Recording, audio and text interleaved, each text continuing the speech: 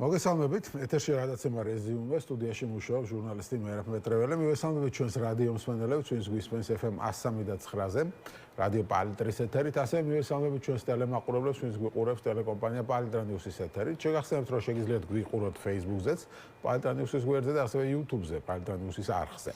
როგორც იცით, აშშ-ის სახელმწიფო მდივანი მარკო რუბიო გუშინ საქართველოს პრემიერ-მინისტრ ირაკლი კობახიძეს ესაუბრა. სახელმწიფო დეპარტამენტმა ამ თემასთან დაკავშირებით ასეთი ინფორმაცია გაავრცელა. სახელმწიფო მდივანი მარკო რუბიო დღეს საქართველოს პრემიერ-მინისტრს ირაკლი კობახიძეს ესაუბრა. მათ ორმხრივი ინტერესის სფეროები განიხილეს, მათ შორის კავკასიისა და შავი ზღვის რეგიონში უსაფრთხოება. ეს არის მცირე, ასე ვთქვათ, განცხადება, რომელიც გაავრცელა სახელმწიფო დეპარტამენტმა, მაგრამ უფრო ვრცელი განცხადება გაავრცელა ირაკლი კობახიძემ. ნაყოფიერი სატელეფონო საუბარი მქონდა აშშ-ის სახელმწიფო მდივან მარკო რუბიოსთან დაწერა. მან ხაზი გაუსვით პარტნიორობის განახლებისა და საქართველოს როგორც სამხრეთ კავკასიაში ძლიერი პარტნიორის როლის გაძლიერების მნიშვნელობას. ვადასტურებთ ჩვენს ერთგულებას საქართველოს აშშ-ის კავშირების გამტკიცებისა და რეგიონული სტაბილურობისა და დაკავშირებადობის ხელშეწყობის მიმართო აღნიშნა ირაკლი კობახიძე. უნებრივია ყველას გაუჩნდა შეგრძნება და აზრი, რომ ეს საუბარი ირანში მიმდინარე კონფლიქტს უკავშირდებოდა. სავარაუდოდ ასეთი აზრი გაუჩნდა ირანსაც და მის წარმომადგენელს საქართველოში, რომელმაც დღეს მოულოდნელად სოციალურ ქსელში ასეთი განცხადება გამოაქვეყნა ირანის ელჩმა. დონალდ ტრამპისა და ამერიკის პოლიტიკის შესახებ ერთ ფაქტს ვერავინ უგულებელყოფს. როდესაც ზოგიერთი ქვეყანა უნებლიეთან ნაჩქარევად საკუთარ სივრცესა და ტერიტორიას გარე ავანტურისტებს უთმობს, ამის ფასს ადრე თუ გვიან ქვეყნის შიგნითვე იწვევსო. დაწერა მან დღეს ნიშნები აშკარაა და შემდეგ მიგრძელდება. მართალია მას არ უხსენებია რუბიო, მაგრამ ძალიან ბევრმა ესე გაიგო, რომ სწორედ რუბიოს და კობახიძის საუბარს მოყვა ირანის ელჩის ეს რაღაც მუქარანარევი განცხადება. როგორც ამბობენ, შემდეგ აიღო, არ მინახავს, აიღო თუ არა ეს განცხადება. არ ვიცი ეს ელჩის პირადი ინიციატივა იყო თუ აბას არახჩისთან, საგარეო საქმეთა მინისტრთან იყო შეთანხმებული. როგორც წესი ელჩები დამოუკიდებლად არ მოქმედებენ. გიგი წერეთელია ჩვენი პირველი სტუმარი, ევროპული საქართველოს ერთ-ერთი ლიდერი, მივესალმებით გამარჯობა. მოგესალმებით, მერაბ მივესალმებით. მადლობა გადაცემაში მონაწილეობისთვის და დავიწყოთ აქ ბოლოდან ირანის ელჩის ამ განცხადებით. როგორ ფიქრობთ, ეს ირანის პოზიცია არის ასეთი? ხო, ხა მე ნამდვილად არ ვიცი ირანის სპეციფიკა მათი მმართველობის, მაგრამ ის რაც ვიცი, გეთანხმებით თქვენ, ხო იქ იერარქია არის უმკაცრესი და დარღვევისთვის სასჯელებიც არის ძალიან მკაცრი. მაგრამ ფაქტი თვითონ უნდა დავაპირებ, ახლა ძალიან დეტალებში განვიხილო, მაგრამ სულისკვეთება ამ განცხადების მართლაც ესეთი გამაფრთხილებელია და ახლა აგრესიული განცხადებები ჩვენ ამ ქვეყნის მავიცი ნებისმიერი ლიდერისგან მოგვისმენია, როგორც სამხედრო სფეროში მოღვაწე, ასევე სასულიერო და ასე შემდეგ. მაგრამ აქ და ნუ ბუნებრივია ახლა ხო ამ ვითარებაში ისინი ცდილობენ რომ მაქსიმალურად ერთი თავი დაიცვან, მაგრამ შიდა მოხმარებისთვის და იგივე საგარეო გზავნილისთვისაც თითქოს არაფერს არ ეპოებიან, პირიქით ასე ვთქვათ, იქით იმუქრებიან და ასე შემდეგ. ნუ აქაც მოდით ასე ვთქვათ, თუ ამას გადავთარგმნით უფრო ზუსტ ენაზე, მაშინ შეიძლება ვთქვათ, რომ რაღაცა მუქარის ტონიც არის, ხო ამაში, მაგრამ შეიძლება ეს მარტო საქართველოს არ ეხება და უფრო ფართო, ასე ვთქვათ, გეოგრაფია აქვს ამას, იმიტომ რომ იქ ის რაღაც სამხრეთით მდებარე ქვეყნებზეც საუბრობს, მაგრამ ეხლა საქართველოში როცა ცხადდება, ბუნებრივია აქაც ადრესატმა ეს უნდა გაიგოს. ნუ ძალიან სამწუხაროა ზოგადად ამას ყველაფერს თავის წინაპირობები აქვს, ხო?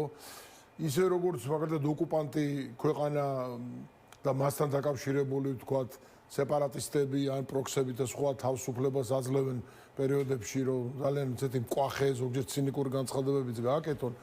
ხო, ეს ყველაფერი არის პოლიტიკის შედეგი და იმის შედეგი, რომ დღეს მაგალითად როდესაც ეს ადამიანი, კონკრეტულად ეს დიპლომატი ასეთი ლექსიკით საუბრობს, ნუ მას ის თulis, რომ ამის თქმის უფლება და საშუალება აქვს.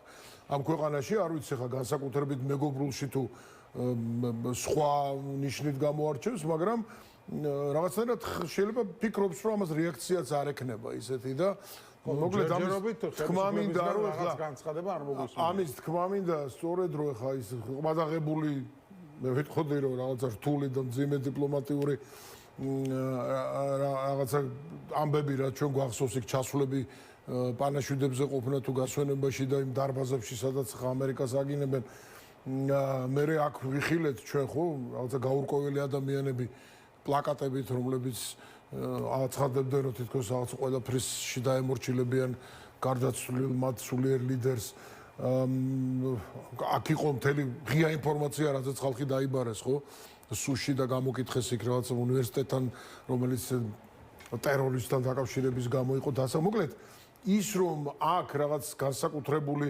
სენტიმენტები და რაღაც თანამშრომლობის მომენტებია ეს ყველასთვის არის ცნობილი მათ შორის ამერიკის შეერთებული შტატებისთვის ხო მე არ მაქვს აქ დიდი ინფორმაცია გარდა იმისა რაც იწერება და რაც არის მაგრამ ასეთი ვიტარება შეიქმნა რომ აქ ერთი მხრივ რუბიო რეკავს მეორე მხრივ ირანის ელჩი რაღაც უკრაინარულ ნაცვლადებს ხო ფაქტი ეს ამბები ერთმანეთს დაუკავშირდა ხო მე მგონი სწორად აღნიშნეთ ხო ხა რაღაცა რეაქცია იყო ამაზე ხო ჩვენ არ ვიცით ზუსტად რაზე იყო საუბარი ხა სპეკულაციები არსებობს თუ სპეკულაციას არ დავარქვევთ რაღაცა ვარაუდები რაზე ηλაპარაკეს არ ამგონია ხა რაღაცა ესეთი პირად საუბრებზე გასაუბრებოდა რუბიო კობახიძეს საინტერესოა მაგრამ ფაქტია რომ ეს უკავშირდება თქვათ რაღაცა სამი საკითხი თუ იყო მინიმუმ ალბათ ორი საკითხი იქნებოდა ამ ვითარებაზე იმიტომ რომ ეს ტრამპისთვის მისი ადმინისტრაციისთვის რუბიოსთვის და ამერიკის შეერთებული შტატებისთვის თლიანად არის ძალიან სენსიტიური და მძიმე საკითხი იმიტომ რომ ეხლა ბევრი რამ დაიდო სასწორზე მათ შორის ტრამპაც დადო ხო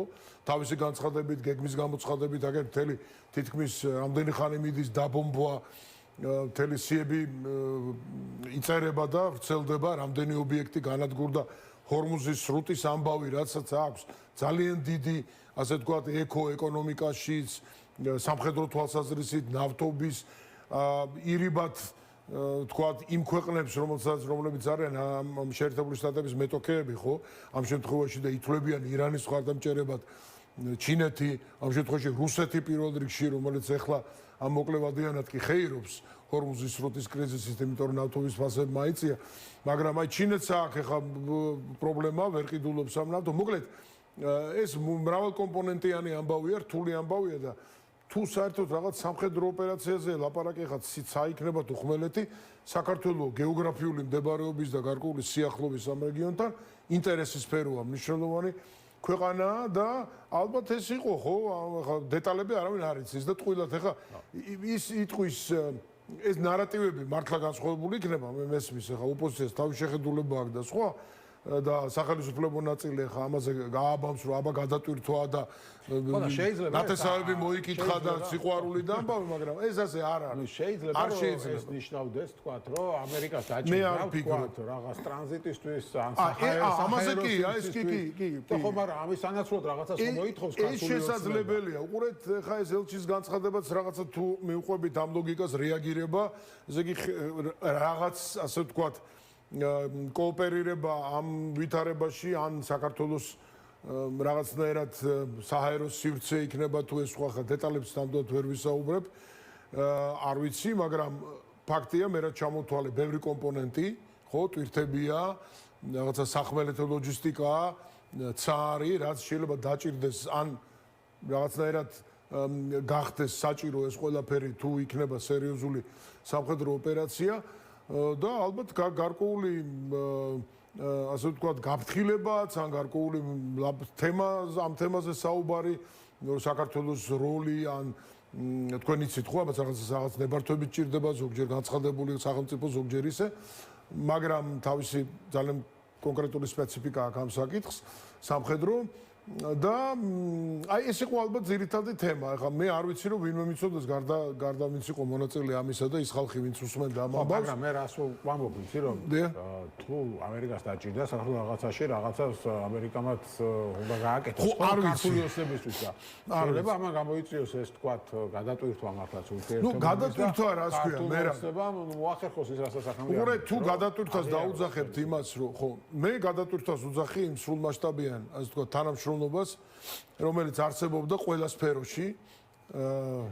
და მათ შორის რა ვიცი სავიზოც და როგორი პერსპექტივები იყო საერთოდ საუბრობდით იმაზე რომ მეგობარი აქტი ხო ახსოვს ჩვენს საზოგადოებას ჩვენ ხშირად განმარტავდით ამას რომ მას მარტო ნეგატიური მხარე კი არა აქვს მას უზარმაზარი დადებითი მხარე აქვს თუ შენ დემოკრატიულ გზაზე დგები და არ ყავს პოლიტპატიმრები რეპრესიული კანონები არა გაქვს, მედიის მოხჭობა არ გინდა, ყველა კრიტიკოსის განადგურება არ გინდა, არასამთავრობო სექტორს და ასე ვთქვათ, ასეთ ადამიანებს, ვინც პროტესტში არიან ჩართული, არ ექცევი ისე როგორც ექცევიან. ახლა რომ მოვდიოდი კადრები ვნახე მეგიდიას სამიძის დაპატიმრების. და აი რა გითხრათ ახლა, როგორ თქვა, ხა მე ვიცნობ მეგის და ყველა იცნობს, ვინც რუსთაველზეა და ვინც საერთოდ პროტესტშია ჩართული და ამ რაღაცა მართლა ესეთი სიფრიფანა გოგო, რომელსაც დაადეს თითქოს დიდი დამლაშავე იყო ეს ბორკილები, მხოლოდ იმისთვის, რომ რაღაცა ეს დაშინება და ასეთი რეაქციები გამოიწვიონ და ეს სირცხვილია და ძალიან მძიმე ფაქტებია ზოგადად და ყველა ის ხალხი, ვინც დღეს საპატიმროშია. სხვა შორის მე როგორც გავიგე, ადრეც ვთქვი, ავი შეიცვალა თუ არა, მაგრამ თქვენ გადაცემებს ვერ უყურებენ საპატიმროში ციხეში და ჩვენ ხშირად საუბრობთ ხოლმე მათზე აქ და ვამხლევებ და სხვა, მაგრამ რა ვიცი, არ ვიცი ეს ტექნიკური დეტალი რა არის, მაგრამ ვინც გამოვიდა ეხლა ციხიდან, ყველა აღნიშნო რომ უნდათ რომ უყურონ იქ და ვერ უყურებ. ამიტომ სანამ ესეთი ამბებია, ხო, გადატვირთვა ის გადატვირთვა, რაც ქვეყანას ჭირდება, მის ეკონომიკას ჭირდება, იმას ჭირდება, რომ ხალხი არ გაიქცეს საქართველოსთან, რომ ინვესტიცია იყოს, სამუშაო ადგილები, თავდაცვა იყოს, რუსეთისგან რაღაცა ესეთი საფრთხისგან ნეიტრალება იყოს, ჰიბრიდულის და სხვაც, ასეთი გადატვირთვა ვერ მოხდება. ამერიკის შეერთებულ შტატებში შეიძლება კონდეს კონკრეტულ მომენტში რაღაც ინტერესი და რაღაცა გარკვეული შეთანხმება იყოს. მე ამას არ დავარქმევდი და ვერ დავარქმევდი გადატვირთვას ნამდვილად. ეს შეიძლება უნდათ რომ ესე გაყიდონ და ასე დახატონ, მაგრამ ეს ასე არ იქნება. მაგრამ მომავალში რა იქნება ვიცით? მომავალში რა იქნება საქართველოს ამ თემაში ამერიკას რამდენად დაჭირდება? ანუ საქართველოს ხელისუფლებას ხო ამის იმედი ქონდა სწორედ, რომ აი ჩვენ არაფერ დათმობაზე არ წავალთ, მაგრამ როგორც ჩვენ გეოგრაფიული მდგომარეობიდან გამომდინარე დავჭირდებით ადრე თუგან ევროპას, ამერიკას და ნუ მოვიდა იქნება ეს დრო. ნახოთ ეს დრო მოვიდა თუ არა, ხო ჩვენ ახლა ვარაუდებს და ანალიზს ვაკეთებთ, ხო? მე არ მგონია რომ სხვა პირობების შესრულების გარეშე დიდი, ასე ვთქვათ, გადატვირთვა მოხდეს. შეიძლება იყოს რაღაცა პერიოდული საკითხები, აი ესეთი დაძაბულობის დროს, რომელიც ჩვენთვისაც მნიშვნელოვანია, ბუნებრივია, ხო? მე არც იმას გამოურიცხავ, რომ ეხლა ახალი ნარატივი უпроსტულად ძველი გაახლებული იქნება, ისე მშვიდობა, ისევ რაღაცა უსაფრთხოების საკითხები, აბაომი გინდათ საკითხები და სხვა, შეიძლება აქ შეიფუთოს ისე, რომ ახლა კიდევ ქართული ოცნების სიბრძნე გადაარჩენს საქართველოს რაღაცა ახალი სირთულეებიდან და არც ის გამოკვირდება ვინმე თქვას მათერიგები და რომ ახლა რუბიომ დარეკა და აგე კიდე ჩათრევა უნდა ომში და ასე შემდეგ, რაც იქნება სრული, ასე ვთქვათ, აცდენა რეალობასთან. არა, საქართველოს უსაფრთხოებს, ამერიკას საქართველოს ჭირდება 7 განვითარებული პარტნიორი, სწორედ მისი გეოგრაფიის გამო, საზოგადოების გამო, რომელიც არის ღირებულებით ძალიან, ასე ვთქვათ, დასავლური და ეს ნიშნავს ქრისტიანობასაც, ნიშნავს შემწყნარებლობასაც, ნიშნავს ადამიანის უფლებებსაც და პატივისცემას კანონების და ასე შემდეგ. ამიტომ ასეთი პარტნიორი ჭირდება და ახლა კონკრეტულ საკითხზე ჩამოსული იყო მათი უწყების წარმომადგენელი ანდრეოლი, ხო? ერთი კვირის წინ აქ იყო რაღაც საუბრები და ესეც დაემთხვა რომ ანაკლის სპორტში წაიყვანეს. ხო, და შემდეგ ალბათ იყო ისეთი თემა, ჩემი აზრით, რომელზეც იმ დღეს ახლა სახელმწიფო დეპარტამენტში პრეზიდენტსაც აქ ასე არის რაღაცა დარეკვევანი კომუნიკაციის დღე. თქვათ, მან იცის, რომ ამ დღის განმავლობაში ამ ქვეყნებს უნდა დაურეკოს და დაელაპარაკოს მის ლიდერებს, ვინც არის ახლა აქ ლეგიტიმაციაზე არ არის, ვინც არის ეფექტური კონტროლის განმახორციელებელი და ვისაც სადავებია ხელში, ახლა იმას დაელაპარაკებიან, ხო? აბა ახლა ჩვენ რო დაგვირეკონ მე და შენ, შეიძლება ვერ გადავწყვეტოთ ის საკითხები, ხო? მაგრამ შესაბამისად დაურეკეს კიდე სხვებსაც. თლაც კარ კომპანიაში არა ვართ იმ დღეს ვისთანაც თუ კომპანიაში, ბატონო? იმ დღეს ვისთანაც დაარეკესო? ხო, იმ დღეს კი არა. მე ხომ მე მგონი კუბა და ვენესუელა და რაღაც რამდენიმე ქვეყანასთან დაარეკეს და ხო, ეს ჯგუფი, ვიზების ჯგუფი გამახსენდა, სადაც ვიყავით და ის ძალიან მძიმე ჩამონათვალე იყო, სადაც ჩვენ ვიყავით და ესეც საბოლოო ჯამში შედეგია. ისევ ირანის ელჩის განცხადებასაც რო დაუბრუნდეთ ამ კონტექსტში, დავსვათ ეს შეკითხვა, ანუ ქართული ოცნების ხელისუფლების პოლიტიკა, რომელიც არის ერთად დაბალანსებაზე აგებული და იმაზე რომ აი ჩავწვეთ, გავისუსოთ, ირგვლივ კონფლიქტია, ყველა ომია, იქ ომია, აქ ომია და ჩვენ ასე ვთქვათ, როგორმე უნდა გადავრჩეთ. მაგრამ ნუ ახლა ნახეთ რომ კიდევ ერთხელ გამიმეორებ გუშინ რომ ამერიკის სახელმწიფო დივანი გვერეკავდა დღეს ირანის ელჩი რაღაცებს გვემუქრება. ანუ რაღაც მაინც ჩარში ხوار გავყავით თავის შემთხვევით. ხო, დაბალანსება არის ძალიან რთული ამბავი რა. ისტორიულადაც და ჩვენი პოლიტიკური ისტორიასაც რო გადავალოთ თვალი, რთულია რა ეს ეკვილიბრისტიკა არ არის მარტივი რომ ისე გააკეთო ყველაფერი რომ ორივესთან ეს არის დაბალანსება თუ არავისთან არ იფუჭებ ურთიერთობებს, მაგრამ ეხლა რა როგორ შეიძლება დაბალანსება დაარქვა იმას, რაც ამ პერიოდის განმავლობაში არის. ევროინტეგრაცია შეჩერებულია, ლამის სავიზო რეჟიმი უკვე ყველას შეუჩერდეს, ამერიკის შეერთებულ შტატებთან სტრატეგიული პარტნიორობა შეჩერებული, აგერ სანქციები გაგრძელდა 1 წლით, რომელშიც ის ადამიანებიც არიან, ხო, ვინც საქართველოს მხრიდან არის მოყოლილი რუსეთთან დაკავშირებით და ეს კიდე პერსპექტივა იქნება ამ წლის განმავლობაში, აგერ ვიზებზე, აწლიანი ვიზები დასრულდა და ეხლა თავისი დეპოზიტით, ანუ უფრო მკაცრ ამბავში მოვეკეცით, ხო? და რა ბალანსია ეს? ანუ შენ მხარე გახდი. ეხლა როცა პირობითად ირანს მხარს უჭერ ან უკრაინის ომში რუსეთს პირდაპირ თუ ირებად მხარს უჭერ, შენ უკვე მხარე ხარ და ამ მხარის გამო გადებენ სანქციებს, ჯერ მოგიწოდებენ, ჯერ როგორც კეთილგანწყობილი ხალხი გაგთხოვს, გეუბნება რომ ეს არ გააკეთო, არ გააკეთო და ბოლოს გასანქცირებს, ისე როგორც იმიტომ დიპლომატიაში ეს არის. თობს ხო არ გესვრის, აბა დიპლომატიური სანქცია არის რა ქვია ხო, ეს ის მაგრამ ქართულოცება ისე როგორც ახლა ტელევიზიები დასანქცირდა და აი შემდეგ ქართულოცებას ახსნა ისინი ამბობენ რომ ჩვენ რუსეთისკენ კი არ ვართ ამ ომში ან ირანისკენ კი არ ვართ, უბრალოდ არავისკენ არა ვართ რა, არ გვინდა რომ გავეჭხირო, არ გვინდა რომ გავეჭხირო. ჩვენ ვართ საქართველოსკენ, ეს ყველაზე იოლი და ესეთი პოპულისტური გამოსავალია. ყველა საქართველოსკენ აცხადებს ამბობს. ეხლა ჩვენ დღეს ვისმენდი აი ოპოზიციური ალიანსის შეფასებებს პარლამენტში და ეს მათი ნარატივია რომ ყველას უნდა უძახონ გამყიდველი აგენტი რაღაცა და რაღაცა. მაგრამ როცა საქმეზე მიდის, აი თვითონ თვითონ ასრულებენ ქართული ხალხის დავალებას, რომ ოპოზიციას ასეთი ეტიკეტი მიარტყან და ოპოზიციას ეუბნებიან, რომ შენ ვინ არის ეს გარე პატრონი? მე არ ვიცი, ვინ არის? ირანია თუ ჩინეთია თუ ურუგვაია? ამ შემთხვევაში გულისხმობენ გარე პატრონებში ამერიკის შეერთებულ შტატებში, დღეს მთელი ამბავი გქონდათ ამერიკაში აპირებენ წასვლაზე. ამერიკას და ევროპას, ხო?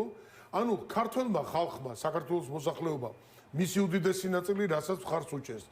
რის გამოც კონსტიტუციაში აისახა ეს ყველაფერი. კონსტიტუციაში ხო არ ჩაიწერებოდა მე რა ეს ხალხის დიდი წინააღმდეგობარი ყოფილიყო. რომ არა არ გვინდა კაცო, არც ნატო გვინდა, არც ევროკავშირი და ვინ ჩაწერდა ამას კონსტიტუციაში. ეს იმიტომ ჩაიწერა, რომ ხალხის მხარდაჭერა იყო და საზოგადოების დიდი ნაწილის და ამას უჭერთ ჩვენ მხარს. ამისთვის ვიბრძვით და ეს გვინდა და ეს არის რაიმე ქვეყნის ინტერესების საწინააღმდეგო თუ პირიქით, რასაც დღეს ჩვენ ხედავთ ქვეყანაში, რის გამოც დაცლილია პრაქტიკულად საქართველოს, ხო?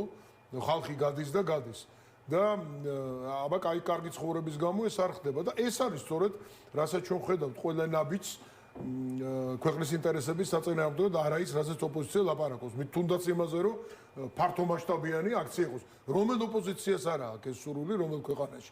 აბა რა არის ოპოზიცია? ამათ ოპოზიციის ის დაავიწყდა თუ არა ოპოზიცია ქართულ ხალხზე კი არ აქვს აქცენტიო, გარე ეძებს ხარდაჭერას, ამას ამბობენ.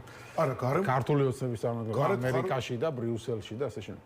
ხო, გასაგებია, იმ ხალხს აქვს დიდი სურვილი მხარი დაუჭიროს საქართველოს მოსახლეობას მათი კონსტიტუციური უფლებების განხორციელებაში, მათ შორის ამაში შედის თავისუფალი არჩევნებიც და იგივე რაღაცა ცივილიზებულ სამყაროსთან იყოს. მე ხა მათ ნარატივს ბუნებრივია აქ ვერ გავარჩევ, იმიტომ რომ ჩვენ ვიცით ეს როგორ და რისთვის და რანაირად კეთდება, მაგრამ რთული ამბავი ის არის, რომ გამოსავალი და რეალობა არის ცუდი. მე უბრალოდ დავამთავრებ იმას, რომ ამ ოპოზიციის იმაზე ვლაპარაკობდი.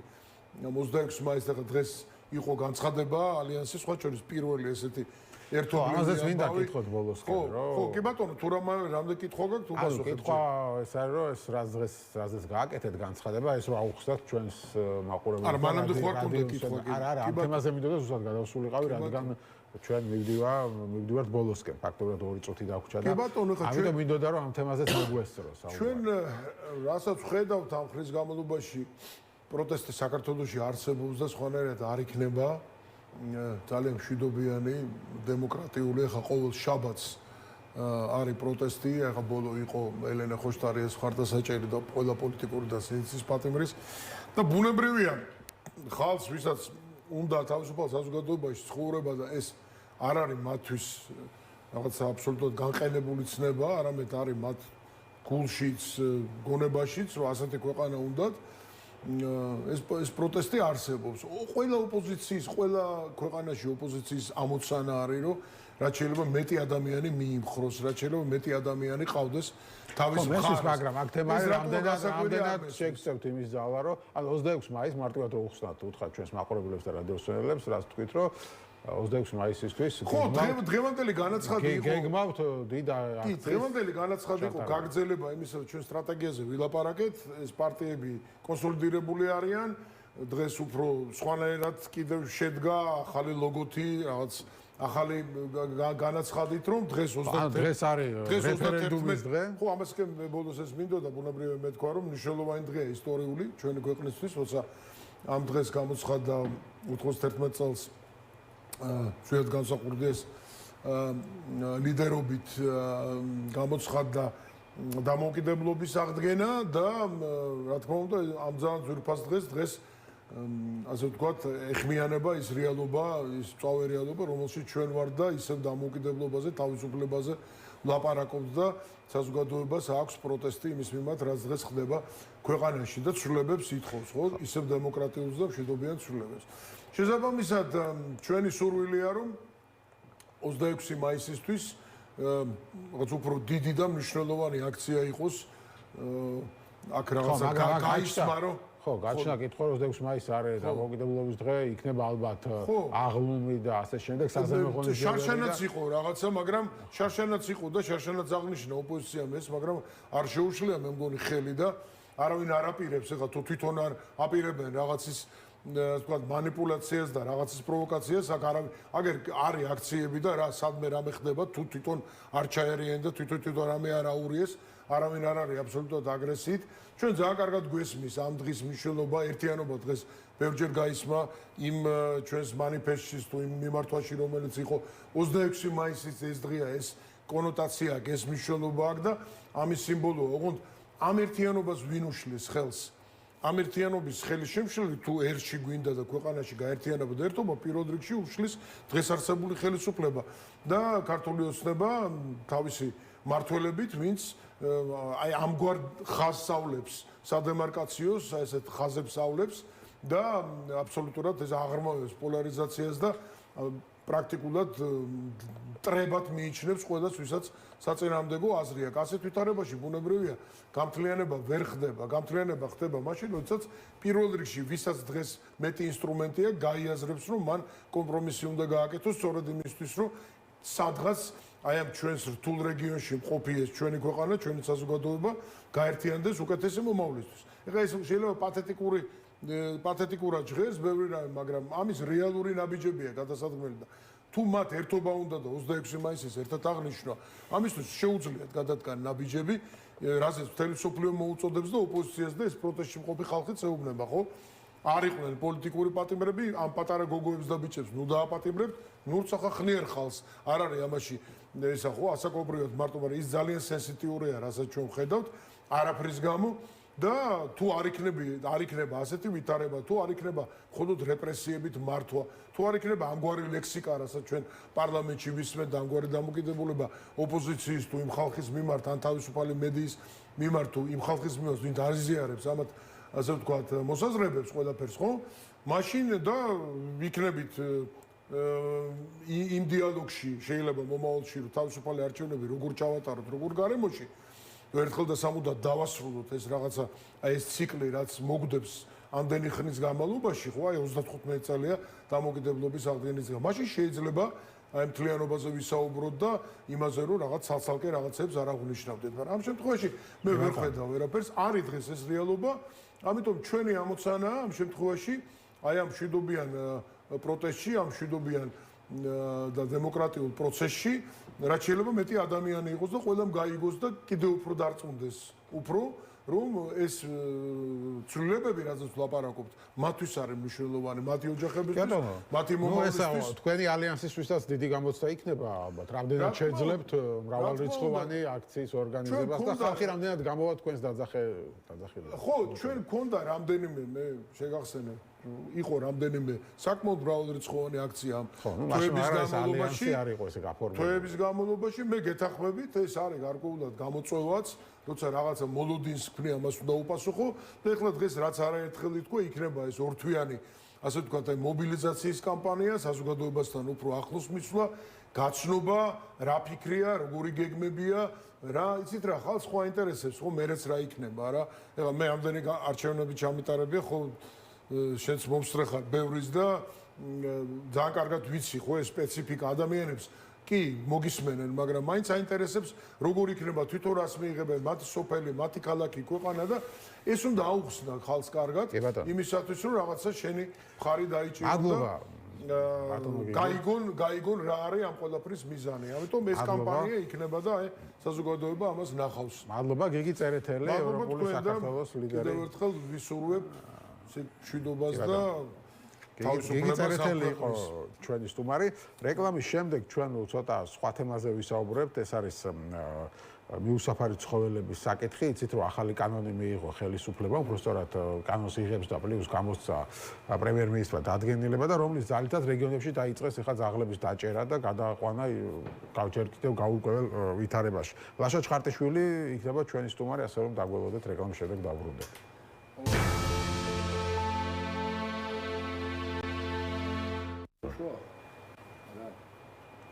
მაშასე ჩვენ დავბრუნდით ეთერში და როგორც გითხარით გადაცემის ამ ნაწილში ჩვენ ვისაუბრებთ მიუსაფარი ძაღლების შესახებ მე მესმის რომ ვითარება რთულია რეგიონშიც ქვეყანაშიც პირველ ნაწილში ვისაუბრეთ ჩვენ პოლიტიკაზე როგორც შიდა ისე საგარეო პოლიტიკაზე რაც ეს მეორე ნაწილში ამ თემის გაკეთება ჩავთვალეთ მნიშვნელოვნად რადგან რეგიონებში ძალიან ცუდი პროცესები დაიწყო გუშინ ბევრი კადრიც გავრცელდა სამეგრელო და სადაც სკუჩის მიუსაფარი ძაღლები დაიჭირეს ერთად შეყარეს და ცხოველთოფლებად დაუცვლა არ იციან სად მიყავთ. ლაშა ჩხარტიშვილი არის ჩვენი სტუმარი, მივესალმებით მას გამარჯობა. მადლობა, რომ ამ თემას ყურადღება დაუთმეთ. მადლობა პირიქით მოსვლისთვის და დავიწყოთ რა ხდება ზოგადად ამ სიტუაციის ახსნა. ხო, როგორც ვიცი, ყველაფერი დაიწყო კობახიძის რაღაც ერთი დადგენილება. ჯერ ამ დადგენილებაზე ვისაუბროთ. კი ბატონო, რეალურად ყველაფერი ცოტა უფრო ადრე დაიწყო და გაცილებით უფრო ადრე დაიწყო სამწუხაროდ წარსულით ძალიან მძიმეა, მაგრამ ეს აწყოს არ ამართლებს, გვესმის ხოლმე რომ აი ჩვენ უფრო მეტი გავახუჭეთ თუ წინამორბედმო ესეთი რაღაცა დიქოტომია უაზრო, რომელიც არაფერში აწერია, შეიძლება თემულენგმა მეტი ხალხი დახოცა ვიდრე რომელიმე რეჟიმა დამოუკიდებელი საქართველოს პირობებში, მაგრამ ეს გამართლებელი არ არის ადამიანის და ცხოველის. ნუ საბჭოთა პერიოდში ტოტალურად ხოცავდნენ ცხოველებს, გვახსოვს ეს ამბავი ცოტათი მოესწარით ყველანი, შემდეგ იყო შევარდნაძის მმართველობა, როცა ასევე ვცდილობდით რომ ეს მიდგომა შეგვეცვალა, შემდგომ იყო სააკაშვილის მმართველობა, სადაც გრძელდებოდა ეს პროცესები, იყო ავადსახსენებელი დებიუტი ესეთი ორგანიზაცია ორხევში, რომელიც მასობრივად ხოცავდა ძაღლებს და საბოლოო ჯამში მივახციეთ იმას, რომ იმ პერიოდში მივახციეთ იმას, რომ საერთაშორისო ორგანიზაციების ჩართულობით და ჩვენი საპროტესტო კამპანიით, რომ იმდროინდელმა ხელისუფლებამ აღიარა ქაღალდზე მაინც მიდგომა, დაიჭირე, გაასტერილე, აცერი, გაუშვა. ეგეთი მიდგომა პირობითად, რომელიც არის ჰუმანური დახოცო არამედ გაასტერილე რომ ვერ გამრავლდეს. დიახ. ქაღალდზე მაინც სწორად იყო ეს პრინციპი აღიარებული, ნუ ეხლა რამდენად სრულდებოდა მაშინ თუ ახლა საკეთება, სამწუხაროდ უფრო მეტ წერდნენ, უფრო მეტი კორუფციული ელემენტები რბილად რო თქვა იყო და სამწუხაროდ ორივე რეჟიმის დროს იყო კორუფცია, ნუ კორუფციაში ნამდვილად გადააჭარბეს მოქმედმა ხელისუფლების წარმომადგენლებმა, რბილად რო თქვა და რეჟიმის წარმომადგენლებმა, მაგრამ ის რომ სწორედ ამ წლების განმავლობაში ეს სისტემა იყო ქაღალდზე სინამდვილეში და დიდწილად არ ხდებოდა მიუსაფარი ცხოველების სათანადო რაოდენობით გასტერილება, ანუ მათთვის გამრავლების უნარის დაკარგვა ოპერაციის მეშვეობით და სათანადო დონეზე აცრა, გახდა მიზეზი იმისა, რომ მიუსაფარი ცხოველების პოპულაცია კი არ შემცირდა ამ ჰუმანური და ეფექტური მეთოდებით, არამედ სულ მცირე იგივე დარჩა, შეიძლება გარკვეულწილად გაიზარდა. საბოლოო ჯამში გადაწყვიტა ბიზნეს ივანიშვილმა, რომელიც რეალური ხელისუფალია და მისმა მარიონეტულმა მთავრობამ სხვა არაფერი შემიძლია დაარქვა კობახიძის თამადობით, რომ ეხლა პრობლემა მეორე უკიდურესობით მოეგვარებინა და მასობრივი ხოცვა ჟლეტვა გამოეცხადებინა მიუსაფარი ცხოველების სხვა არაფერი ქვია იმას, რაც აისახა ჯერ ნაწილობრივ კანონმდებლობაში, რომელიც რბილად ვთქვათ ბუნდოვანია ამ ხრივ და ყოველთ გაუჭირვალეთ იქნა მიღებული მე მაგალითად და არა მარტო მე საერთოდ არ შემიშვეს მიუხედავად საშვის კოინსა პარლამენტში როცა ეს პარლამენტარი ბითაძე ხელმძღვანელობდა ამ პროცესს, მე მგონი წინამორბედი რეჟიმის წარმომადგენლიც იყო და მოქმედი რეჟიმისაც ესეთი ქალბატონი არსებობს, ნუ ქალბატონი რა ასე ვთქვათ, ფორმალური მიმართვაა, თორე ძალიან რთული ესე დავარქვათ. საერთოდ არ გუშობდა იმ ხალხს, ვინც ვაკრიტიკებდით ამ მიდგომას ახალ კანონთან მიმართებაში, რომელიც მიღებული იყო და საბოლოო ბოლო წერტილი აღმოჩნდა ირაკლი გობახიძის დადგენილება ნომერი განკარგულება ბოდიში ნომერი 412, რომელიც 25 თებერვლით არის ზალაში შესული. მთავრობის განკარგულება, მისი ხელმძღვანელად ითვლება ფორმალური მთავრობის გობახიძე, რომელშიც არის პრაქტიკულად და არ დაუტოვეს სივრცე მიუსაფარ ცხოველებს, სადაც შეიძლება მათ იარსებონ გასტერილებული ნორმალურ მდგომარეობაში. ანუ მათ თქვეს, რომ არ შეიძლება დაბრუნდებული იქნენ მიუსაფარი ძაღლები და ეს მარტო რეგიონებს არ ეხება, თბილისში დაწყებული ეს ტოტალური ჟლეტა, პირდაპირ ვთქვა ძაღლების, არ შეიძლება მათი დაბრუნება არც სპორტულ მოედანთან, საბავშვო მოედანთან, მაღაზიასთან, ბაზართან, შეიძლება რამე გამომჩეს, რესტორანთან, კვების ობიექტთან, სკოლასთან, სხვა აღზრდობით დაწესებული, პრაქტიკულად სივრცე არ დატოვეს ქალაქების პარკლებში, სადაც შეიძლება დააბრუნონ ცხოველები, რომლებიც გადაყავს ხოლმე სხვადასხვა რეალური თუ გამოგონილი მიზეზით სამთავრობო თუ მუნიციპალურ უწყებებს. ძირითადად სამი კვლელი ორგანიზაცია გამოკვეთილი, ხას უსვა მანამდეც კლავდნენ მიუსაფარ ცხოველებს, მაგრამ ეხლა გახდა ტოტალური. არა, რის საფუძველზე ამტკიცებდა ხოცავენ. ბატონო გეტყვით. პირველ რიგში თვითონ ეს დადგენილების შინაარსი ასეთი. ანუ ამ დადგენილებას წერია, რომ არ შეიძლება მიუსაფარი ცხოველი არსებობდეს, აი რაც ჩამოთვალე პრაქტიკულად არსად დასახლებულ პუნქტში, რაღა დარჩა. თუ მაღაზია არა, თუ ბაზართან არა, თუ თან ძალიან ფართო გაგების ცნება, თუ რესტორანთან არა, თუ გასამართსადგურთან არა, სკოლასთან არა, აბა სად?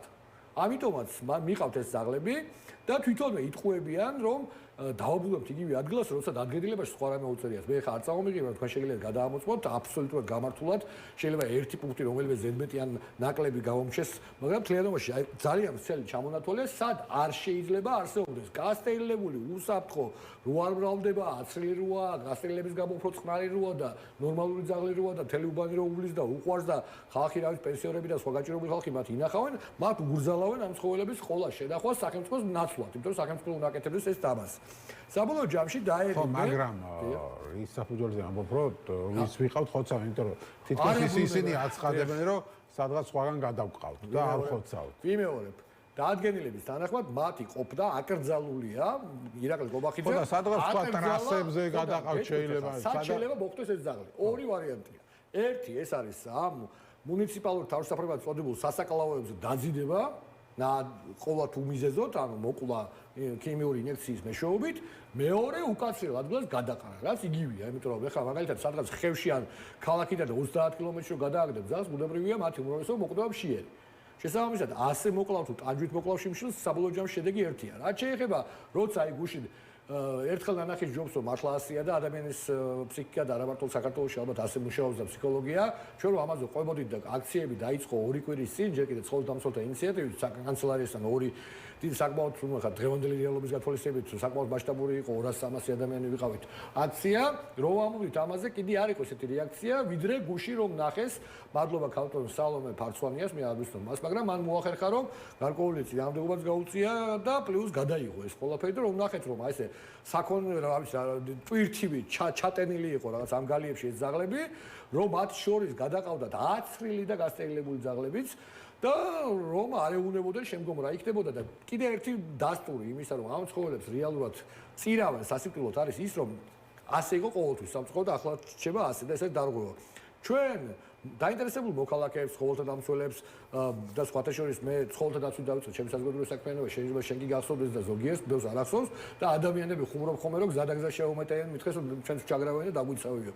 ასე სამწუხაროდ სულ ასე იყო დასრჩება დღემდე რომ არ გვიშვებენ აი ამ ეგრეთ წოდებულ თავშესაფრებში. თავშესაფრები ძალიან ლამაზი სიტყვაა და ადამიანებს გონიათ ხოლმე ამით ხშირად ატყუებენ რომ აი ახალ თბილისში მაგალითად მეორე თავშესაფრს ვაშენებთ. ვის რასჭირდება მეორე როცა ერთი მუნიციპალური თავშესაფრი რეალურად სასაკლაოა, სადაც იმიტომაც არ გვიშვებენ რომ არ ვნახოთ თუ იქ რამდენს კლავენ, რომ არ ვნახოთ რომ იქ ანტისანიტარია და რამდენი ძაღლი წაიყვანეს და წამოიყვანეს ნახევარზე მეტი ჭირი დაავადებული აღმოჩნდა, რომ არ ვნახოთ რომ სპეციალისტები არ არის, ტექნიკა არ არის და ასე შემდეგ რომ მილიონებს ჭამენ.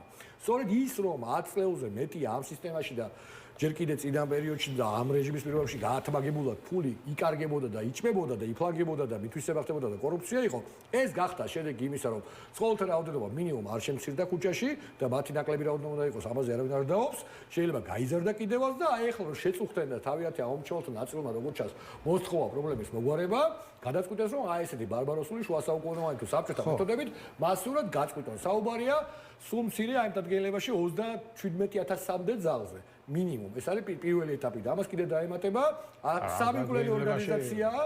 ეს არის ეს რო ვიცოდეთ რა ორგანიზაციები ახორციელებენ ამ ყოველ წარმომადგენელ ბარბაროსობას და რაღაცა ადამიანური კვლელობის ბასობრივი კვლელობის აქს. ეს არის სურსათის სააგენტო, ეს ახლავთ თბილისის შემთხვევაში თბილისის ცხოველთა პოპულაციის მართვის სააგენტო, ხო. და ასევე აჭარის მუნიციპალური ორგანოები, იმიტომ რომ აჭარას და თბილისს ფორმალურად სხვა სტატუსი აქვს, ვიცით ყველამ ადმინისტრაციულად და ამიტომ დანარჩენ რეგიონებში ეს არის სურსათის სააგენტო, თბილისში კი ეს ორი ორგანიზაცია, თბილისში და აჭარაში კი ეს ორი ორგანიზაცია. გავიგე, ჩვენ ახსენე ხო რა მათი ამორჩეველი და დიდია რაოდენობა იმ ხალხის, ვინც შეწუხებულია ძაღლებისგან და ითხოვენ რომ აი მოგვაშორეთ ეს ძაღლები და ისინი თქვენზე ცხოველთა უფლებების დამცველებზეც გაბრაზებულები არიან ხოლმე რა. ძაღლები უფრო გიყვართ ვიდრე ჩვენო და ადამიანები და ასე შემდეგ. პირველი მოგისმენი ალბათ ეს პრეტენზია. აუცილებლად. პირველი ზოგადად ჰუმანური და ადამიანური და პროდასავლური და ევროპული და საერთოდ რა ვიცი ჰუმანური სამყარო დღესდღეობითაც და ალბათ ზოგადადაც ასე იყო უფრო მეტად დასავლეთში ხდებოდა ვიდრე აღმოსავლეთში, იმიტომ რომ სამწუხაროდ აღმოსავლეთში ადამიანების ნაწილთა მიმართებაში ძალიან ეს დაუნდობელი მოპყრობა გვაქვს, ვიცით ჩვენ და ჩადრების ისტორია და ჰიჯაბების და რა ვიცი 1000 რამის, რაც თუნდაც იმ ირანში ხდება. რაც გახდა ადგილობრივი მოსახლეობის პროტესტის მიზეზი, მე ამ კვლავებების და ათასუბედურების რაც ახლა ომში გადაიზარდა და დღეს ირანის ელჩის გვემუქრებოდა კიდე ეს ცალკე პოლიტიკური თემაა, მაგრამ ძაღლებს რა დაუბრუნდათ. თანამედროვე მიდგომა, რომელიც მუშაობს და თანხუმანური არის ეს. დედამიწაზე, საბჭოეთში, აი ვინცაც გიცხოვრიათ, მოგვარდა მიუსაფარი ცხოველების პრობლემა. არ მოგვარდა. შეიძლება გარკვეული დროის განმავლობაში მცირდებოდა, შემდეგ ისე მრავლდებოდა ეს ცხოველები. ერთ-ერთი გამოსავალია ტოტალური კონტროლი შობადობის პატრონიან ცხოველებშიც და უპატრონოებშიც. უპატრონო ცხოველების მასობრივი მოშორება რომ წარმოვიდგინოთ რომ გამოუვათ, რაც არ გამოუვათ, იმიტომ რომ ყველანი წინამდებობა შეხვდებიან და ყველანი წინამდებობა გამართლებულია ამ შემთხვევაში, რომ წარმოვიდგინოთ რომ ეს გამოუვიდა, შევჭამენ ვირთხები. რა ვიცი, ხა თბილისში ყველას გაგივლიათ და კიდევ უფრო გაუარესებულია და გასაყრელების პრობლემა ყველა ხელისუფლების დროს არსებობდა, მაგრამ ქალაქის დასუფთავის პრობლემაშიც გაცილებით უარესი მდგომარეობა ვიდრე წინამორბედის პერიოდში კალაზის მმართველობის დროს. ამ ნაგვის პირობებში შევჭამენ ვირთხები, იმიტომ რომ ვირთხის კონკურენტია ძაღლი და ვირთხას გადაა გაცილებით მეტი დაავადება ვიდრე ძაღლს.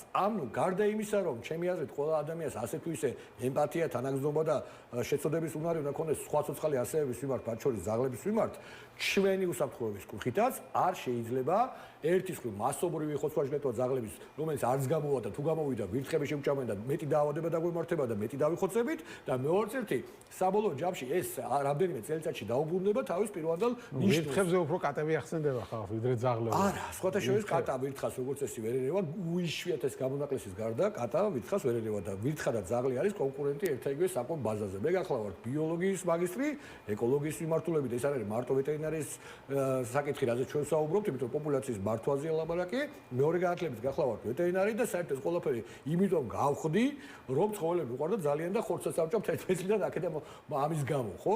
ამიტომ ასე თუ ისე მithumetes ეს თემა ჩემთვის იყო ყოველთვის წამყვანი, გინდა თეორიული, გინდა პრაქტიკული თვალსაზრისითაც, მორალური თვალსაზრისითაც, ძალიან კარგად ვიცი, შემიძლია ნებისმიერ მათწარმომადგენელს ვედებატო, იმიტომ რომ კვალიფიციური სპეციალისტი არც ყოლიათ არასდროს სამწუხაროდ ამ მიმართულებით და რა ვიცი, რო ავიღოთ თუნდაც თბილისის სააგენტო, რომელიც ვითომ შედარებით სხვაზე უკეთესია, გვახსოვს რომ ფლანგვის დეტექტორობა დაუდგინდა 70% ხელფასის გაწერა ქაღალდზე. იმის იქით რას ჭამენ და რას იპარავენ სხვა საკითხი. ქაღალდზე ეწერათ რომ ბიუჯეტის 70% უნდა იყოს ხელფასიო.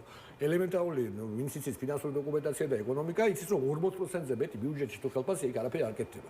ეს რაც ეწერათ და იმის იქით რა მოიპარეს სხვა საკითხია და იმიტომაც არ გაკეთდა ეს საქმე.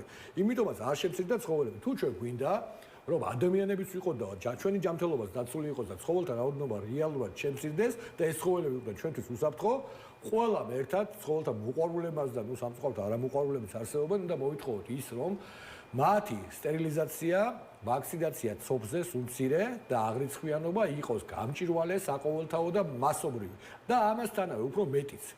როცა კანონის განხილვაზე მე არ მიშვებდნენ და კრიტიკულად განწყობილ ადამიანებს ვამბობდი და გავიმეორებ ახლაც. ძალიან მნიშვნელოვანია უფრო მეტიც. ის წელიწადში 5 მილიონი მაგალითად თბილისში ხარჯება, მარტო ამ სფეროში კი არ ხარჯება, იპარება ძირითადად.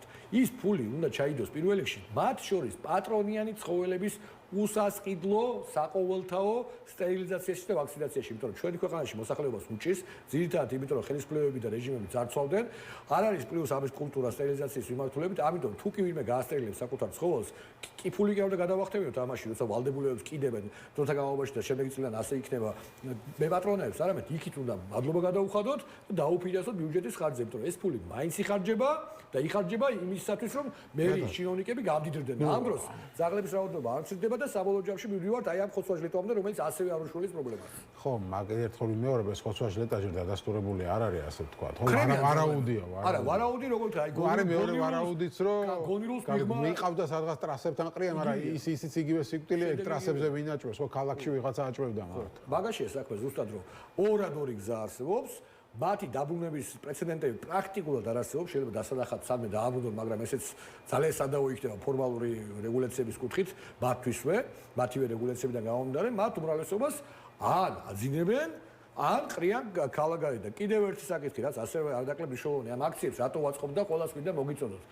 4 აპრილს, 4 აპრილი არის მიუსაფარ ცხოველთა საერთაშორისო დღე, 3 საათზე 4 აპრილს ამ შაბათს სახელმწიფო კანცელარიასთან, მთავრობის კანცელარიასაც უძახით ხოლმე თავისუფლების მეტროს თავზე კი ვებით რომ ავდივართ, ვიკრიბებით ყველანი, ვისაც გვინდა ერთის მხრივ ვიყოთ ადამიანები და ამიტომ ცხოველთა მასობრივ ჟლეტას არ ვაყურებინოთ, მათ შორის ჩვენ ბავშვებს, რასაც ეწევიან დღესდღეობიდან, თუნდაც მოტაცებას და ეს არადევნური პირობები და ბარბაროსული მეთოდებით გადაყვანას და საბოლოოდ მათ სიკვდილზეა საუბარი რეალურად და ამასთანავე ვისაც გვინდათ მათ შორის რომ იყოს უსაფრთხო ჩვენი ქუჩებით ჩვენთვის. ამას ჭირდება მასობრივი ვაქცინაცია, ჭირდება მასობრივი სტერილიზაცია, რომ გამრავლების შეზღუდვით რამდენიმე წელიწადში პრობლემა მოგვარდეს და არა ეს ხოცვა-ჟლეტა, რომელიც არ შედეგს გამოიღებს, უამრავ ადამიანს ფსიქოლოგიურ ტრავმას გამოსწორებას მიაყენებს და საბოლოო ჯამში ამ ძაღლების რაოდენობა რამდენიმე წელიწადში დაუბრუნდება პირველად ნიშნავს. ასეთი რამ გაუვლია ჩვენს ქვეყანას, გაუვლია სხვა ქვეყნებსაც, მაგალითად რუმინეთის და აი საინტერესოა რომ ესეთი ავტორიტარული და დიქტატორული რეჟიმები ხშირად ერთ-იგივე მეთოდებს და ერთ-იგივე შეცდომებს იბეურებენ ხოლმე. ჩაუშესკუს მაგალითი იყო, როგორ დაამთავრა ვახსოვს და იმედია ასე არ დაამთავრებს ბიძინა და მის მეგობრები და იმედია ხალხს არ აიძულებენ რომ ასე დაამთავრებინონ. მათ ძაღლებსაც ისევე ეპყრობოდნენ ზუსტად როგორც ადამიანებს და ერთხელაც გადაწყვიტეს ესეც შეზღუდვა ქონდათ რომ ხდებოდა მასობრივად კორპუსების აშენება, კერძო სახლებს აგრებდნენ, კორპუსებს აშენებდნენ და კორპუსებში ძაღლის ყოლა ეგრძალებოდა მოქალაქეს. და შემდეგ ამ ძაღლებს ხოცავდნენ. საბოლოო ჯამში მიიღეს ვირთხების შემოსევა ბუქარესტში და არა მარტო ბუქარესტში და დღემდე ვერ გამოვიდნენ იქიდან, იმიტომ რომ დღევანდელი რუმინეთის თლათ დიდად გავითარებული ქვეყანა და არ ჩამოყალიბდა სამწუხაროდ. ასე რომ ვირთხა ვიმეორებ, მე დაავადებით კონტროლის ცენტრის თანამშრომელიც ვიყავი და ზოოლოგიის მეცნიერებათა აკადემიის ზოოლოგიის ინსტიტუტის თანამშრომელი. კარგად ვიცი ეს საკითხი.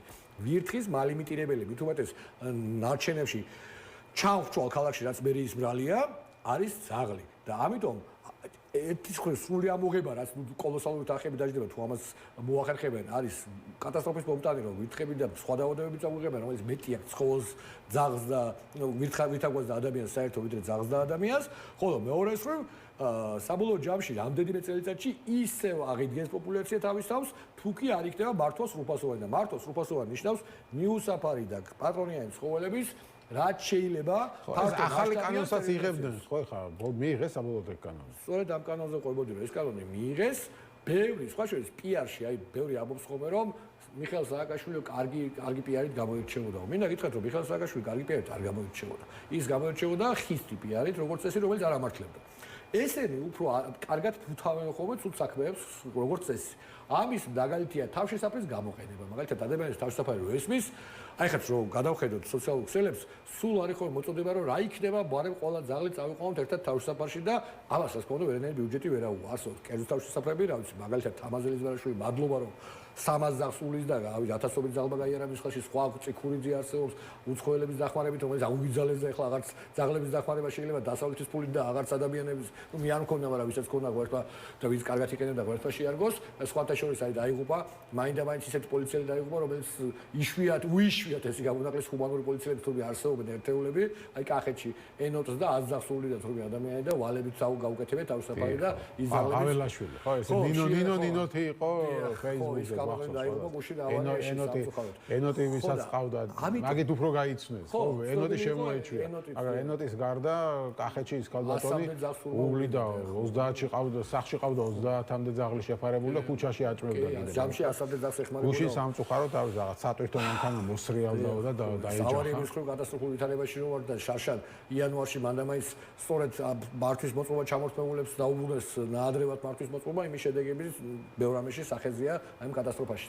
საბოლოო ჯამში რო შევაჯამოთ ამ კანონის კანონი თითქოს გასაუმჯობესებლად კანონი არის პირდაპირ მე ჩვენ ზოგს მოსწონს მაგრამ მე არ ვიცი რა მოსწონს ვისაც მოსწონს დამისაბუთოს რითი ეს კანონი რომ არსებობს თავისთავად კანონი ვითომ ცხოველთა დაცვითი ეს არ ნიშნავს რომ ის არის ცხოველების დაცვისკენ მიმართული სამწუხაროდ ჩვენ ამ კანონს ბევრი ცხოველდამცველი უწოდებთ კულელ კანონს სწორედ იმიტომ რომ მისი ბევრი ჩანაწერი არის ორაზროვანი ხოლო ზოგიერთი ჩანაწერი არ ავალდებულებს იგივე აი მუნიციპალურ სამსახურს სულსათის სააგენტოს რომ აცრილი და გასტერილებული ძაღლი დააბრუნოს ისე ვიქ. ამითი ეს კანონი სპეციალურად ბაზისი იყო, რომელიც საფუძველზე სკობახიძე და ეგრესტებმა მთავრობამ შექმნა ეს დადგენილება. ამიტომ კანონი შესაძლებელია, ბევრი ვარ გავაგზავნოთ და ვიმეორებ, ვისაც გინდათ რომ ელემენტარული ჰუმანურობის პრინციპები დავიცვათ და ადამიანებად ვიცოდებოდეთ, ვისაც ასევე გინდათ რომ საქართველოს სოფლის ქვეყანა აღარ იყოს, ჩვენ ვართ ერთ-ერთი უკანასკნელი სოფლის ქვეყანა ევროპაში და ევრაზიის კონტინენტზე ცოტა შემორჩა ესეთი ქვეყანა. ერთად ვიბრძოლოთ საიმისოდ რომ მიუსაფარი ძაღლები კი არ ხოცოდაშ ლეტონ რაც საბოლოო ჯამში შედეგს არ გამოიღებს გარდა ტანჯვა წამისა სისხლის ზღვრისა რამდენიმე წელიწადში იქვე დავბრუნდებით არამედ მოხდეს ამისთვის უკვე ყოველწლიურად გამოყოფილი ფულის სწორად დახარჯვა არა ჩვენთვის არამედ თავად კეთილი ინებონ ამ სააგენტოებმა და მუნიციპალურმა სამსახურებმა ცხოველები გაასტერილონ სათანადო რაოდენობით და პატრონიან ცხოველებსაც შესთავაზონ იგივე იმიტომ რომ ჩვენს ქვეყანაში არ აქვს ადამიანების უმრავლესობას საშუალება რომ საკუთარი ფულით გაასტერილოს ძაღლი და აცრას და განსაკუთრებით რეგიონებში. არც თბილისში უკეთესი მდგომარეობა ბევრად სამწუხაროდ. ლაშა ჩხარტიშვილი იყო ჩვენი სტუმარი ცხოველთა უფლებების დამცველი. ასეთი იყო დღევანდელი გადაცემა რეზუმე. მე 1 საათით გემშვიდობებით, 9-ის ნახევარზე გადაცემით პოლიტიკური სივრცე დაგიბრუნდებით. მანამდე კი გიტოვებთ მთავარ საინფორმაციო გამოშვებას.